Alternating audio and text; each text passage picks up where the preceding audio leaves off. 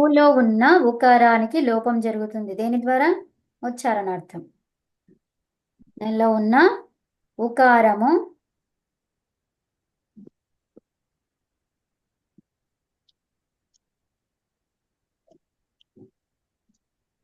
ఉచ్చారణార్థం లోపిస్తుంది.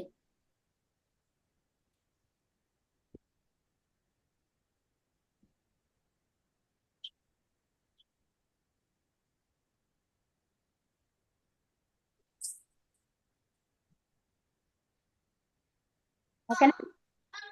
So ఇప్పుడు దీన్ని చిన్నగా చేసి చదువుతాను, వినండి. అర్థం కాకపోతే మళ్ళీ అడగండి. సో ఇక్కడ ఏమన్నాము? త్రింభ్ అనేది వచ్చింది. త్రింభ్ అనేది ఎలా వచ్చింది అంటే నకారము ఉంది కదా. సో ఈ నకారం ఏమైపోయింది? లోపం జరిగింది. దేనివల్ల? ఏ సూత్రం వల్ల లోపం జరిగింది? అనిదితాం హలహ అనిదితాం హలహ ఉపదాయాః కింగితి.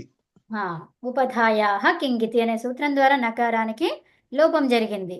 ఎందుకని? ఇదిత్ కాదు కాబట్టి. ధాతువు ఏంటిది? ఇదిత్ ధాతువు కాదు ఇది. అవునా? సో ఇది ఇదిత్ ధాతువు కాదు కాబట్టి అందులో ఉన్నటువంటి నకారానికి లోపం జరిగింది. అర్థమైందా? సో తర్వాత ఏమంటున్నారు ఇక్కడ? లోపం జరిగిన తర్వాత మళ్ళీ షేముచాదీనాం అనే సూత్రం వచ్చింది. షేముచాదీనాం అనే సూత్రం వచ్చేసి ఏం చెప్పింది? ముచాది గణము అనేది తుదాది గణానికి అంతర్గణము.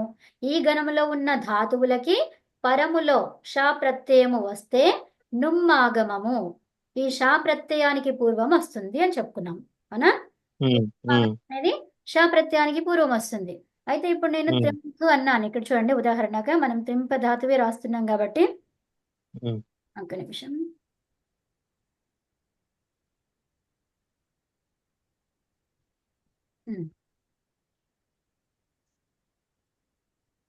ఇక్కడ వేరే ఇంకుతో రాస్తున్నా, చూడండి. ఇది 3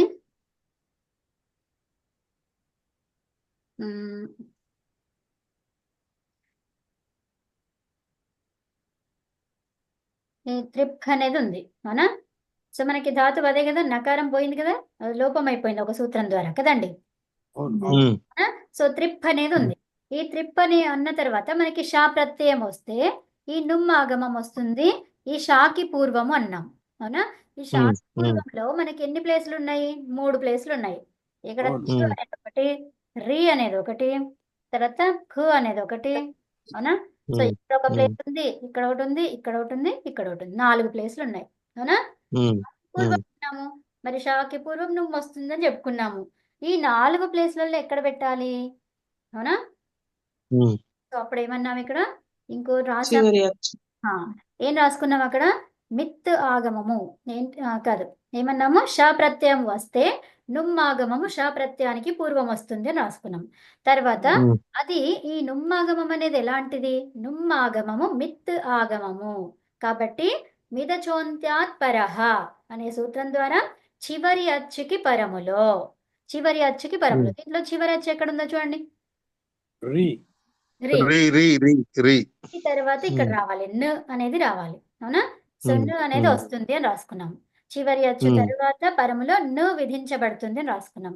అయితే మరి మాకారం పోయింది, సరే, మరి నాలో ఉన్నటువంటి ఉకారం ఏమైపోయింది? అందుకే లో ఉన్న ఉకారము ఉచ్చారణార్థం లోపిస్తుంది. అర్థమైందా? ఓకే. సో అదే సంగతి. అది రాసుకున్నాక ఇంకా మనకి ఆ విషయం తెలిసిపోయింది. తర్వాత ఇప్పుడు ఏం కావాలి మరి? షేముచాదీనం అయిపోయింది, త్రింభు వచ్చింది, త్రింభు అలా వచ్చింది కదా. ఇంకా వర్ణ సమ్మేళనం మిగిలింది. దానికన్నా ముందు ఏం కావాలి? పిన్న ఖ, తర్వాత ఆ, తర్వాత తి. సో ఇప్పుడు నకారం ఉంది. నకారం కనిపించిందంటే మీకు ఒకటి సూత్రం గుర్తు రావాలి వెంటనే. గుర్తొచ్చింది, ఇప్పుడు వచ్చింది. అదే కదా, అది అదేంటది? అనుస్వారస్య ఏకి పరసవర్ణః. ఇది అనుస్వరం కాదు, ఇది నకారం. నకారం కూడా అనుస్వారమే కదమ్మా. నస్య పదాంతస్య జలి. డాట్ వచ్చింది పైన. ప్లస్ అ ప్లస్ తి. అవునా? తర్వాత ఇప్పుడు అనుస్వారం చెప్పండి. అదేంటిది? డాట్ ఏంటిది?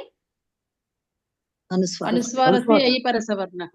ఉందా? అనుస్వారస్య యయి పరసవర్ణ అక్కడ ఎయి ఆ, వర్ణం ఉంది కదా, ఉంది ఉంది ఉంది. ఏంటది? ఎయి వర్ణం. ఆ? ఎయి వర్ణం ఏంటి అక్కడ? నకారం మకారం పంచమాక్షరం అమ్మ. కాదండి, భా అనేది ఎయి వర్ణం, మకారం కాదు. మా కదా అనుస్వారానికి ఎయి పరములో ఉండాలి అంటున్నాం. ఎయి వర్ణం ఏంటి అక్కడ? ఫకారం. పకారం. కాబట్టి దాంట్లో పరసవర్ణం అంటే ఏంటి? ఆ వర్గములో ఉన్నటువంటి పంచమాక్షరం. పంచమాక్షరం. అనుస్వారస్య యయి అవునా? అర్థమైందా? అర్థమైంది. అమ్మ మళ్ళీ ఒకసారి చెప్పరా? ప్లస్ అ ప్లస్ తి. ఎవరన్నా చెప్పండి, మన ముని గారికి చెప్పండి. ఫస్ట్ ది నస్య పదాంతస్య జలి అదేం చేసిందో అది చెప్పాలమ్మా. అది నస్య కాదు, నశ్చ, నహ చ. నస్య అనుకున్నా. నకారము మకారము అపదాంతంలో ఉన్నట్టయితే పక్కన జల్వర్ణం ఉంటే ఏమవుతుంది? అది నశ్చ పదాంతస్య జలి అనుస్వారం వస్తుంది. ఇక్కడ చూడండి ముని గారు, చూస్తున్నారా? ఇక్కడ ఏంటి మనకి నకారం కనిపిస్తుంది ఇక్కడ ఈ స్టెప్ లో. త్రిన్ఫ్ అ ప్లస్ తి. నేను చూపిస్తుంది కర్సర్ వస్తుందా? అది మధ్యలోది ఆ 3 రెడ్ లైన్లలో మధ్యలో రెడ్ లైన్ గురించి చెప్తున్నారు మీరు. అర్థమవుతుంది. కరెక్ట్ అండి. సో మధ్యలోది కాదు, ఫస్ట్ దే. మధ్యలోది కాదు, ఫస్ట్ దే చెప్తున్నా. నకారం ఉంది ఓకే కదా ఫస్ట్. Okay okay okay. ఇప్పుడు నకారం ఉన్నది చూడండి, రెడ్ కలర్ ది స్టార్టింగ్ నుంచి చూడండి ఇక్కడ. త్రిన్ఫ్ స ప్లస్ తి. ఓకేనా? అయితే దీంట్లో నకారం ఉంది. నకారం తర్వాత ఏముంది? ఝల్ వర్ణం ఉంది. ఝల్ అంటే ఏంటి? 4వ అక్షరం నుంచి మహాప్రాణ ఝల్. ఝల్ అంటే 4వ అక్షరం నుంచి. సో ఈ వర్గీయ అక్షరాలలో ఫ అనేది ఎన్నో అక్షరం? అది నాలుగోది. నాలుగోదా? రెండవది. సో ఇప్పుడు ఇది ఫ అనేది రెండవది. కాబట్టి ఝల్ అని అయిపోయిందా? డిక్లేర్ అయిపోయిందా? అయిపోయింది. సో ఇప్పుడు నకారము తర్వాత ఏముండాలి? ఝల్ వర్ణం ఉండాలి. ఉందా? ఉంది. ఉంది. మళ్ళీ ఇదంతా కూడా ఎలాంటిదై ఉండాలి? అపదం. ఏమన్నారు? అపదం. ఈ త్రిన్ఫ్ అనేది అపదమే అయింది. పదం ఎప్పుడైతే తింగ్ ప్రత్యయం వస్తేనే పదం అవుతుంది. ఇంకా తింగ్ రాకముందే మనం ఇక్కడే చూస్తున్నాం కదండి. సో ఇది అపదం. అపదం అయ్యిందా? ఈ నకారానికి జల్లు వర్ణము పరములో ఉండాలి. మళ్ళీ ఇలా ఉన్నటువంటిదంతా కూడా అపదం ఉండాలి. అప్పుడు ఈ నకారం ఏమైతుంది? అనుస్వారంగా మారుతుంది. ఇప్పుడు అనుస్వారం అంటే ఏంటి? డాట్. ఈ నకారం ఏమైపోయింది? డాట్ గా మారిపోయింది. దేనిపైన మారుతుంది? దానికి పూర్వం ఉన్న దానికి మారుతుంది. సో పూర్వంలో ఏముంది? 3 ఉంది. 3కి డాట్ పైన పెడతాం. ఓకే ముని గారు, ఓకేనా? ఓకే అమ్మా. త్రింఫ్ ప్లస్ ఆ ప్లస్ తి అయ్యింది. ఇప్పుడు అనుస్వారం గురించి చూస్తున్నాం మనం. ఈ అనుస్వారం ఎప్పుడైతే కనిపించిందో, అనుస్వారస్య యయి పరసవర్ణః. ఏమన్నాము? యయి. యయి యకారం. ఈ 2 యకారాలు. సో యయి అన్నప్పుడు ఏమొస్తున్నాయి? పరస్పర. యా నుంచి యావారాల నుండి కపై వరకి. కపై అంటే మొదటి అక్షరం వరకి. అవునా? అంటే 4 యావారాల పెట్టుకున్న తర్వాత 5, 4, 3, 2, 1 ఇవన్నీ అక్షరాలు వర్గీయ అక్షరాలు వస్తున్నాయి. అవునా? సో ఇప్పుడు ఫ అనేది ఏంటిది? అనేది దాంట్లో ఏ ప్రత్యాహారం అదే వస్తుంది. రెండవ అక్షరము. రెండవది ఉందా ఇందులో? 5, 4, 3, 2 ఉంది కదా? ఉంది. సో ఇప్పుడు నేను యయిలో యకారంది కూడా వస్తుంది. యావారాల అవి కూడా వస్తాయి. ఓకే, అవి రాయలేదు ఎందుకంటే ఇక్కడ మనకి వర్గీయ అక్షరం ఉంది కాబట్టి. సో అప్పుడు మనకి ఏమైపోయింది? ఇది యయి వర్ణం అని అర్థమైపోయింది. యయి అంటున్నాము అంటే ఏంటి? ఈ అనుస్వారము తర్వాత యయి వర్ణము పరములో ఉండాలి. యయి అనేది సప్తమి కదా, కాబట్టి అది పరములో ఉండాలి. దేనికి పరములో? అనుస్వారస్య.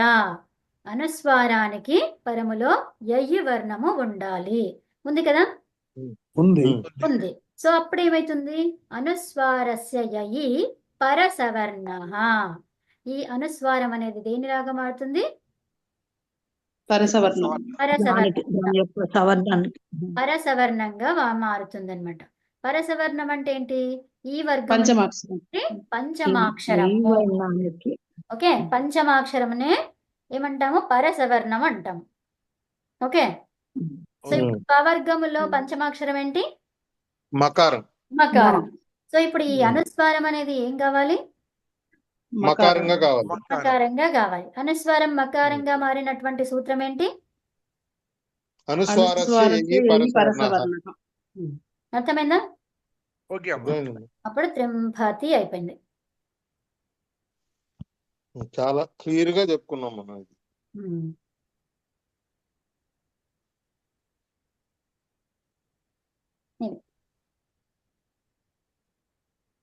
ఓకే, సో ఇప్పుడు మనకి అయిపోయినాయి, ఇంకా ఉన్నాయి రూల్స్ అండ్ రెగ్యులేషన్. ఇప్పుడు ఇది ఏంటిది? యాక్చువల్గా ఈ సూత్రం దేనికి పనిచేస్తుంది? దివాదిగణంకి పనిచేస్తుందా లేకపోతే జనరల్ రూల్ ఇది? దివాది గణం వరకే.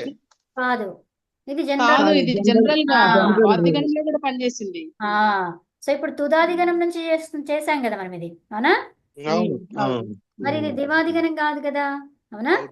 ఇప్పుడు ఏంటిది ఇది? అంటే ఇది ఇది జనరల్ రూల్ అన్నమాట. ఇదేంటి? General general rule. General rule. ఇది ఓకే జనరల్ రూల్ ఏంటిది ఇది? అందుకనే నేను ఇది రాయించలేదు. కాకపోతే నిన్న వారు అన్నారు కదా, ఎవరు? మన రంగా గారు అన్నారు కాబట్టి రాయించాను. తర్వాత ఇంకోటి మిద్ అనేది ఒకటి ఉంది. ఇప్పుడు దివాదిగణానికి కావాల్సిన అన్ని సూత్రాలు మనకు వచ్చేసినాయి అక్కడ. ఓకే, కానీ ఇంకా కొన్ని ఉన్నాయి అన్నమాట. మిద్ అనేది ఇది అవసరం. ఓకే, మిద్ అనే ధాతువు మిదేర్ గుణ అనే సూత్రం వస్తుంది. ఊరికే వినండి, వింటారా? అమ్మా చాలా టైం ఉందమ్మా, రేపు చెప్పుకుందాం అమ్మా. సరే. ఓకే టైం బాగా అయిపోయింది. సరే అండి, శాంతి పాఠం ఓకే చెప్తాను. అమ్మా. ఓం సర్వే భవంతు సుఖినః, సర్వే సంతు నిరామయ, సర్వే భద్రాని పశ్యంతు, మా కచ్చ దుఃఖ భాగ్ భవేత్. ఓం శాంతి శాంతి శాంతి. సర్వేభ్యో నమః. ఓం అందరికీ నమస్తే నమస్తే. అండి అందరికీ. అందరికీ ఓం నమస్తే, ధన్యవాదాలు. అందరికీ నమస్తే.